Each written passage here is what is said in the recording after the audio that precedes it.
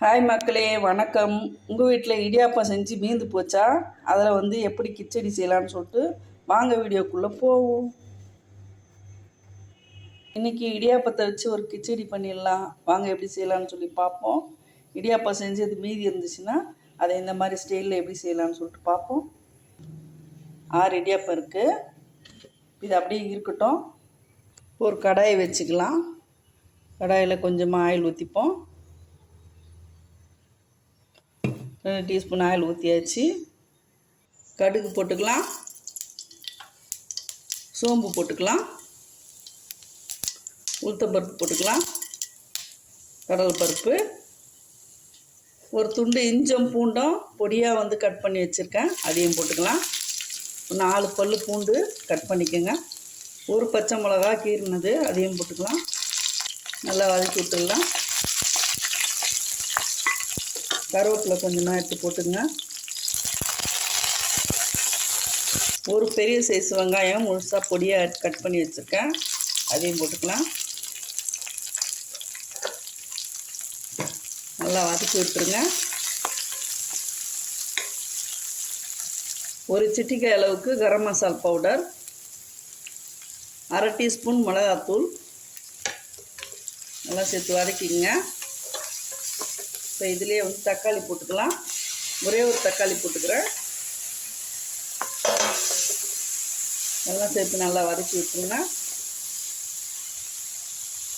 இல்லை 1 டீஸ்பூன் அளவு சால்ட்டு போட்டுக்குங்க.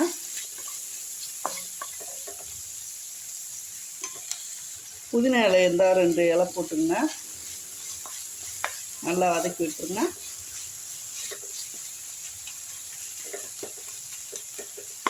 நான் இன்றைக்கி 5 இடியாப்பத்துக்கு கொஞ்சமாக தாங்க செய்து காட்டுறேன். நீங்கள் நிறைய இடியாப்பம் இருந்துச்சுன்னா இந்த மாதிரி செய்து பாருங்கள். இடியாப்பம் மீதி ஆயிடுச்சுன்னா உப்புமாவும் பண்ணலாம், கிச்சடியாகவும் பண்ணலாங்க. நான் இன்றைக்கி கிச்சடி பண்ணி காட்டுறேன். இன்னொரு நாளைக்கு உப்புமா எப்படி செய்யலான்னு சொல்லி பார்ப்போம். இப்போ இதில் ஒரு 3/4 டம்ளர் அளவுக்கு தண்ணி ஊற்றிடலாம். இந்த தண்ணி நல்லா கொதிக்கட்டும். தண்ணி அதிகமாக தேவையில்லை, ஏன்னா ஏற்கனவே வெந்த இடியாப்பந்தான். இப்போ இதில் ஒரு சிட்டிகை மஞ்சள்தூள் போட்டுக்கலாம். நல்லா கொதிக்க ஆரம்பிச்சிடுச்சு. இப்போ ஃபுல்லாக ஃப்ளேமை கம்மி பண்ணிவிடுங்க. கம்மி பண்ணிவிட்டு ஒரு இடியாப்பமாக பிச்சு போட்டுக்கோங்க. இல்லை தனியாக பிச்சு கூட உதுத்து வச்சுக்கோங்க.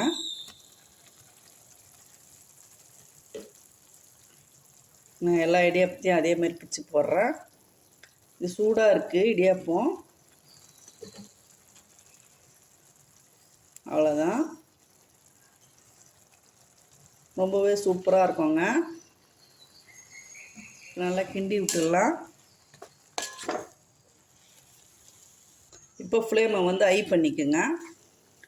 பண்ணிவிட்டு நல்லா கிண்டி விட்டுருங்க.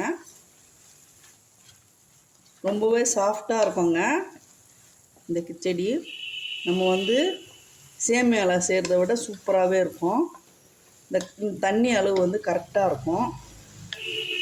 அப்படியே ஒரு நிமிஷம் விட்டுருங்க.